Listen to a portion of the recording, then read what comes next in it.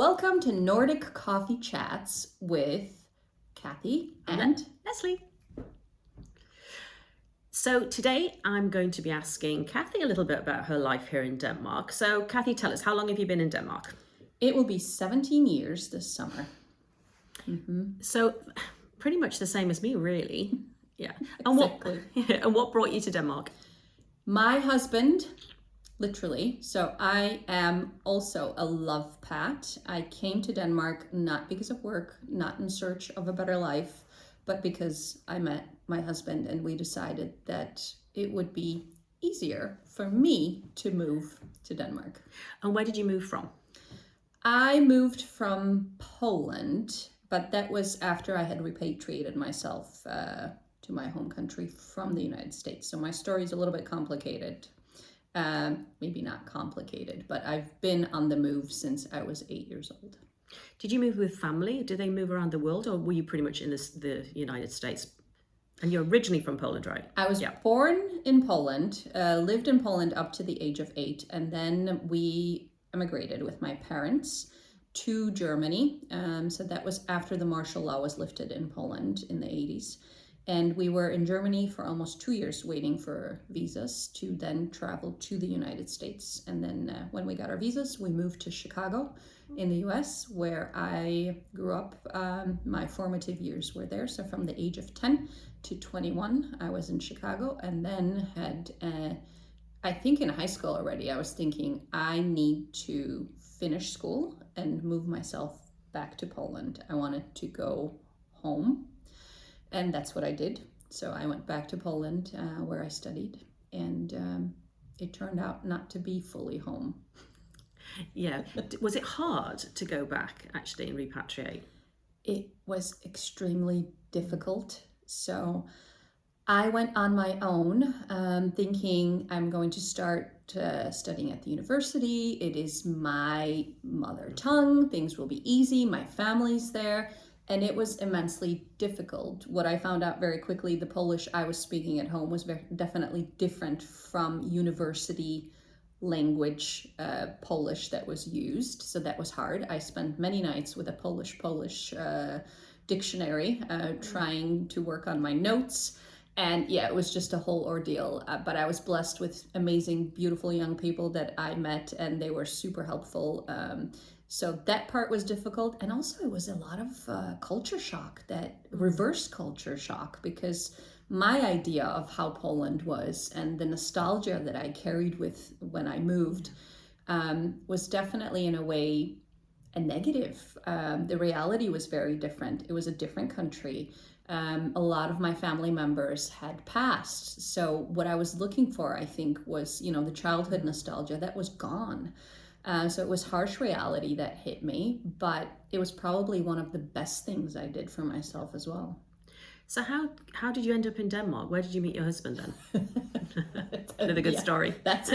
It's actually a really funny story, because I met my husband in a restaurant on the Old Market Square in my hometown of Poznan. Mm-hmm. And he had come with a bunch of Scandinavians for an organized trip. They were all motorcycle riders, so it was a racing trip. Poznan has an amazing racetrack, and we don't have all the limitations that are here in Denmark. So you can basically ride around whenever you want, however long you want. And he came for this kind of organized weekend trip. And we met in a restaurant, and after that, the rest is history. Like you, we had a long distance relationship for a year. Every 2 to 3 weeks, one of us would fly either to Denmark or Poland. I was teaching business English at that time, so I also had a bit of a flexible schedule where I could do this kind of back and forth. And 6 months after we met, he proposed. And a year later, so yeah, we were getting married. And like you, we also had 2 ceremonies. Yeah. So. And what did you think when you were going to come here? What do you think you were going to do with your career? Because what did you study at university? You were teaching British English. were you thinking of doing that when you arrived, or? No. So I had studied cultural studies. I have a degree in that. And then I also have a degree in communication, translation, and languages. And when I came here to Denmark, in Poland, I was running a business, and I was working also for an English school. So I was absolutely exhausted. My life looked very different from what it looks like now. I was working until 9 p.m., usually every single day. And so when I came here, I thought, this is a time for me to do something for myself. So ironically, I found an American Studies master's degree in SDU in Odense, and that's what I decided to do. So I was a full-time student and newly married. Oh, wow. In Odense 17 years ago. Yeah. So how is it in Odense? So you're now obviously over in Zealand, Yes. living north of Copenhagen, but how did you find Odense? Because it wouldn't have felt as international as it was here. And I know I struggled in those early days to meet other people. How did you find Odense? I have to say that it was beautiful because it's a magical city, but it was such a shock because I came with the thought of, like you, everyone speaks English here. I'm sure I will meet a lot of people. I'm sure I will also be working very quickly. And it was completely the opposite of that. I found some of my tribe in Danish school because that was basically the only place where we could find each other. There was nothing. I think we are all very blessed, and Denmark has done tremendous work in the sense of how much there is now available to internationals coming in with different organizations, communities, also municipalities, with all the bosætningskonsulent, the international communities that are there. We did not have this.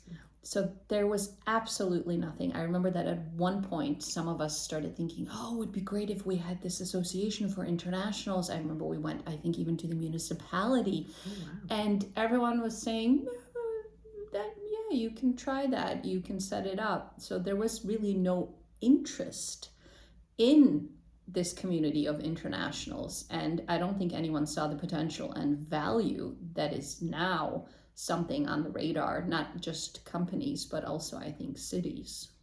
So how did you navigate starting your career, and what brought you to Copenhagen? Was that the job, or did you move with your husband's job? What brought you back over to Zealand?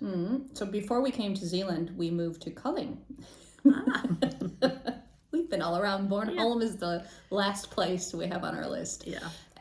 We moved to Kolding because after I graduated, I did get a job a year and a half later. Many nights of crying and just thinking, what have I done? Why am I here? Confidence.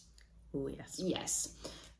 Thinking that I will never work again, and just all these negative thoughts. I did get a job in marketing in Esbjerg, so we moved to Kolding because my husband was working in Odense. I was going to Esbjerg, so we were stationed in Kolding, kind of middle ground. We moved to the Copenhagen area because of my husband's work. And already before that, I was thinking of what I could do potentially to help internationals so that we don't continue to face the same challenges, and what kind of tools could I bring so that this journey, this transition would be easier. So when did you start your business? Was that when you made that move? Yes. So it's a little bit later, but I was already thinking and kind of making plans. So it's been 7 years that I've had my business that has been focused on active action. Originally, I was focused on spouses and partners because, as you also said, I am a spouse and partner. I know how difficult it is, and I really wanted this group to be seen as valuable and people who bring a lot of skills and talents and are, energetic, and they can do so much. But at that time, I was told that it wasn't something that companies really wanted to pay for. It was a nice to have. It wasn't a must have, where I feel the story is now slowly changing. I think more and more people realize how important spouses and partners are.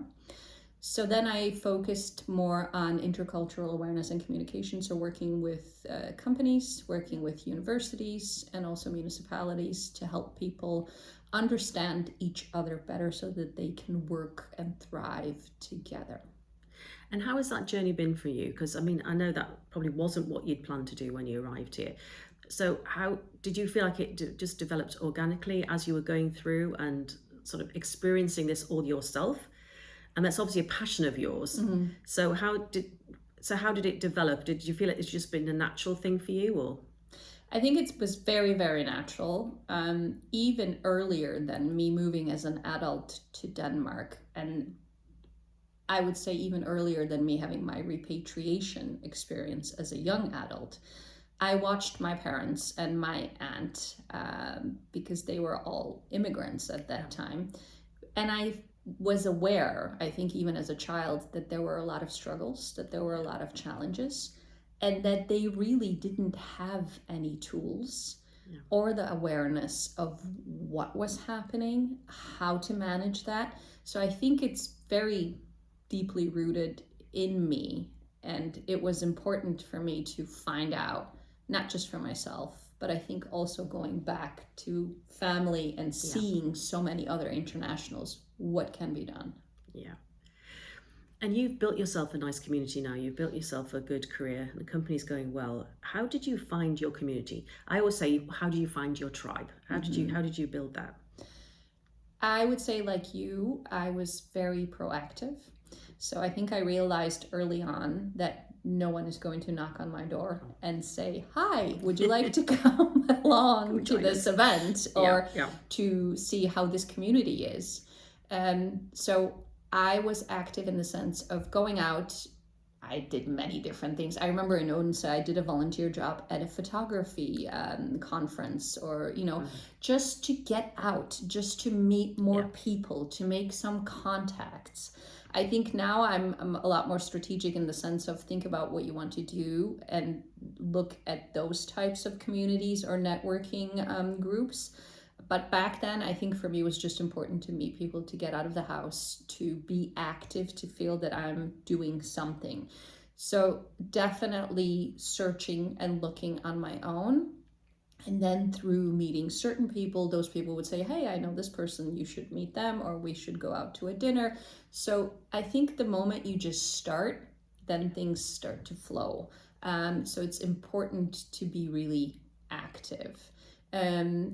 I also organized. I had 2 moms groups that I started myself. One was in Kolding, because at one point I got pregnant and I realized there is nothing out here for international moms.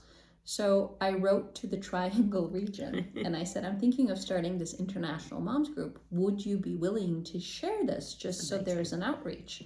And they did. And I remember that at night, after they put it in their newsletter, I got emails, I think it was from like 20 women who were saying, when is the first meetup? And I was like thinking, oh, okay. So we would meet up, these international moms in Kolding, in Vejle, and we just had a brilliant time. So that was also where I found a bit of a tribe and sense of belonging. Because as you know, having a baby away from a culture that, family, friends, a support system is really hard. So that was really, really important. And I think we need to take action. And I know some people will say, okay, but I'm not that type of person. I'm more reserved, or it takes me a little bit of time to think about where I would want to be involved. That's fine. But I think the rule in Denmark is still, you need to take a step, because once you do, people are welcoming, they will help, they will share. But the fact is, and I don't want to be dramatic, but no one is coming to pull you out of your house. Yeah. And, we are extroverts. So for us, people will say, well, it's easy for you to. You're extroverts, it's easy for you to meet people. But when I have a lot of clients who are not, who are introverts, and I have to say, I'm really sorry, but you have to step out of your comfort zone and try and go somewhere with an extrovert. Try and go someone who will open the conversation, and then you can just join in. Exactly. Yeah. That's a good tip. So how has it helped you by speaking Danish? Do you think that's helped live here, or do you feel confident in speaking Danish? I love that. Good question. Good question. I would say yes, you have to learn the language. And I don't think it doesn't matter where you are. It's not just Denmark. I think for your own sanity and to feel a sense of belonging in a way as well, you have to learn at least the basics. Because then you're going out on the street or even going to the bakery, you understand what people are saying to you. I felt like a giant baby when I came here because I felt like a kid who doesn't, you're learning the language. You're basically you go back to the basics. And it was so frustrating to be an adult, not understand the language. So I did go to Danish school. I learned the language. And then when I worked in Esbjerg, I was actually working in Danish. So yeah, we were a international department because I worked in marketing, but the majority, I would say 80% of everything that happened was in Danish, meetings, lunches, all of that. So that was really good for me. And then I stopped working there and I opened my own business. I work mostly in English. So I would say I know the language, I can speak it. I'm very rusty right now. Yeah. So I think it's also okay to give yourself grace and say, all right, I'm going back to it. So it's continuous work. Yeah. But yes, learning the language is crucial. Yeah. And I would say I'm rusty because my whole life I speak English. Yeah. I speak Danish when I'm in stores, ring skat. And I've said to my Danish family, only speak Danish to me now. But it's so rare that we're together that suddenly I feel like I have to switch on my Danish brain. I don't know if you feel the same. Yes. But I do think it's essential that you're not sitting at a party and being completely isolated because you have no clue what anyone's saying. We'll always miss some of the jokes because some things don't translate. My husband says it all the time. But I think it's really essential that it becomes part of who you are. And you already speak more than one language because of where you're from. How would you feel that? What would you say are really the top things that you love about Denmark? Wow. Okay. So I would say that my beginning was quite tumultuous. I hated being here. I wanted to leave. I did. And I felt for a long time it was a mistake that I had made. And my husband also felt that. So we were thinking of moving. But slowly but surely, I think a lot of it came from how I perceived my situation. When I stopped feeling sorry for myself, things started changing. And I noticed one of the things I absolutely love is the nature. Yeah. I love how much green we have around us. And I think sometimes that's taken for granted. I love Copenhagen. I absolutely love the Danish way of joking. I think the humor is brilliant. When you start to embrace it and you also see that, okay, it may not be how I joke or what I know, but being open to it and actually kind of, being able to receive it. The directness is something that I have come to really love, that there is no BS. People actually say what they mean. They don't mean anything else but what they're saying. Yeah. And it makes life easier for me now. I love that we're surrounded by the water like you. I swim and I also go all year round. So the cold water exposure is something I was counting. I've been doing now, I think, for 6 or 7 years. And you're hardcore. I mean, you crack the old ice and go in, don't you? I mean, yeah, we can talk. You're a bit further ahead. We'll talk about winter bathing in one of our sessions. We will. So I love that. I love really the culture. I think it's so interesting. And I see in a lot of us who've lived here a long time, how it kind of seeps in and you start to, okay, this is quite funny, but I'm going to share this. So I've noticed that I love people, I do, but this kind of, boundaries and personal space, that's very important here, that we don't kind of, come in with our boots just I've noticed that I have it now. So at the beach, right? I'm sitting reading my book, and bless you all, but it's always the internationals. You have the whole beach. It's empty because I usually go very early in the morning, and then I stay, I journal, or I read a little bit as it gets warmer. And very often someone comes and they place themselves very close to me. And this has started to really irritate me. And I'm thinking, what? Why? What irritates me about this? And I'm thinking, you have the whole beach. Why can't you go a bit further? We all have our own space. Whereas if this was me in Poland, I would have never thought about this. It would not have bothered me. So it's little things like this where you notice how you've changed because you've been here for quite a long time. So I think it's also that part of the privacy that I've grown to love, that if we're coming together and we're having, a meetup or a party, we're all together in it, we're enjoying each other. But there's also very clear, there are boundaries where the party ends, people leave. You don't stick around, you don't have supper together, you don't keep kind of, at it, right? Yeah. Is there anything you still struggle with living here?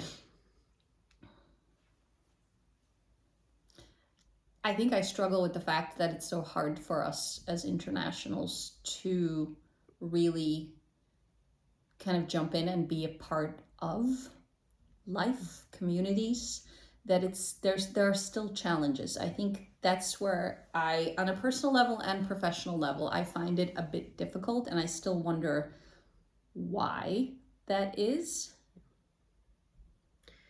I think that's a tricky one as well, and I think especially in the field that you're in and your understanding of culture and communication and interpersonal communication as well. I think for you, I wish we would know what is the actual thing that we can just flip that switch and make a difference here. And I think it's more about the likes of us maybe speaking out, because I do think it's a fantastic life here. When people read about Denmark, it is, and we do know that it's not the utopia, that there are struggles, and we get that, and we're not trying to at all minimize that. But I think in the type of role that you're doing in your organization, I think it's fundamental in working with Danes, working with organizations, and really understanding both sides of the table. Exactly.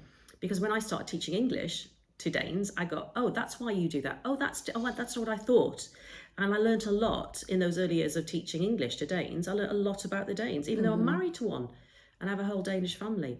Yeah. So if somebody was about to arrive, or before they arrive, actually, what would your advice be? Yeah, I would say, don't assume.